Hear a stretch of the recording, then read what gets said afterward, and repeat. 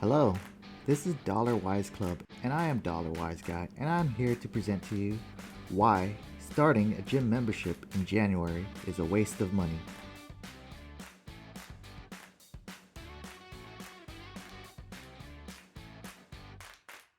Number 1. You already gave yourself an excuse to procrastinate. If you're like many millions of people, you probably made that New Year's resolution to start getting fit and healthier. That's why you're thinking about going to the gym and starting a membership as a means to get fit. The problem is, if it really was that important, why didn't you start sooner? You may say to yourself, it's a new year, so it's a new you. But if it's really a new you, then what is really the difference between you right now and you of last year? Fitness is really important, and I highly encourage everyone to maintain their health. But you really didn't have to wait so long to get started. Like we say in this channel, the best time to plant the tree was 20 years ago. The next best time is now. Don't make excuses for your health. If it really was that important to you, then you'd already be doing it rather than relying on a resolution for the new year. Number 2. You get a false impression of what the gym is like if you haven't already been going throughout the year. If you do decide that the new year is the best time to get healthy, that's fine. But most people don't want to deal with crowded places. You're not the only one with the bright idea that getting fit in the new year is a great resolution. Thus, you'll be more likely to find large groups of people new to the gym. People who are often unfamiliar with the equipment, people hogging the things you might want to use at that specific time. According to the Fitness Industry Association, roughly 12% of gym members sign up in January, and many of those members quit after 6 months due to contracts they sign. Number 3.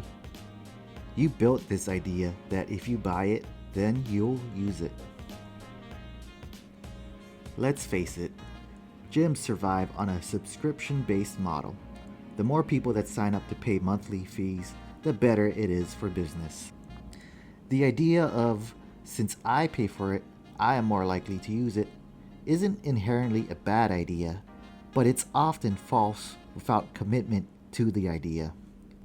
Ask yourself this before finally deciding to pay those monthly fees. How many subscription services do you currently have that you don't use? We live in an age of monthly services, things like online streaming, the age of Netflix, Hulu, Disney Plus, HBO Go for entertainment, and if you play video games, then there's Xbox Live, PlayStation Plus, EA Play, etc. How many of these things do you currently have, and how many of these things do you fully utilize?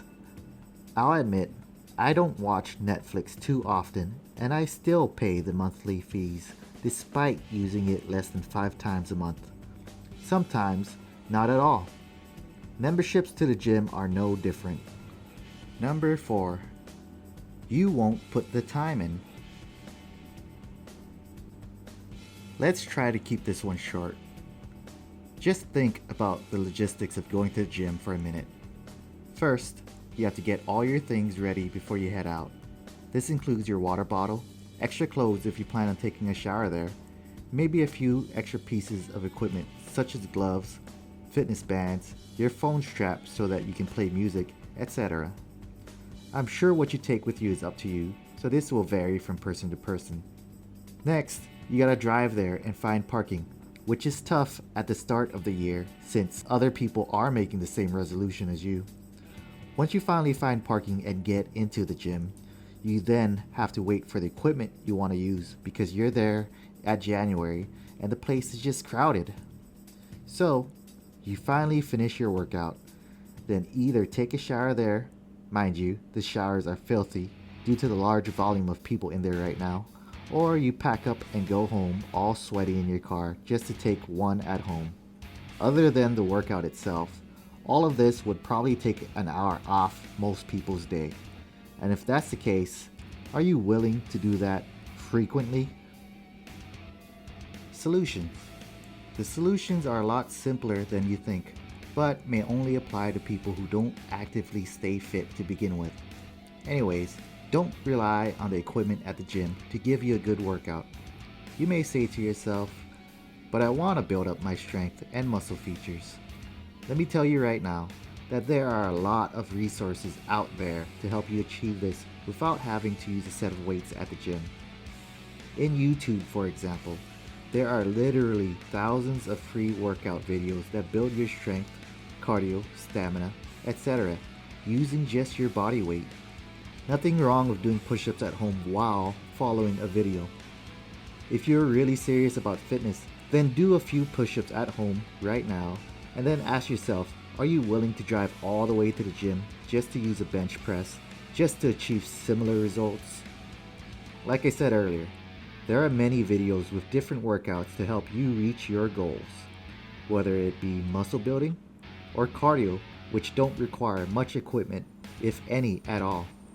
Just work out at home. Really, it's that simple. If you're worried about space, then you're still making excuses, because even prisoners find ways to make their tiny cells work for them.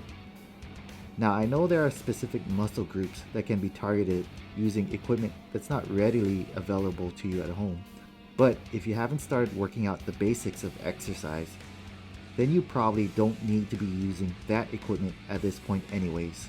Now, I'm not trying to deter anyone from exercise, nor am I trying to sound condescending to anybody who wants to achieve their fitness goals this year.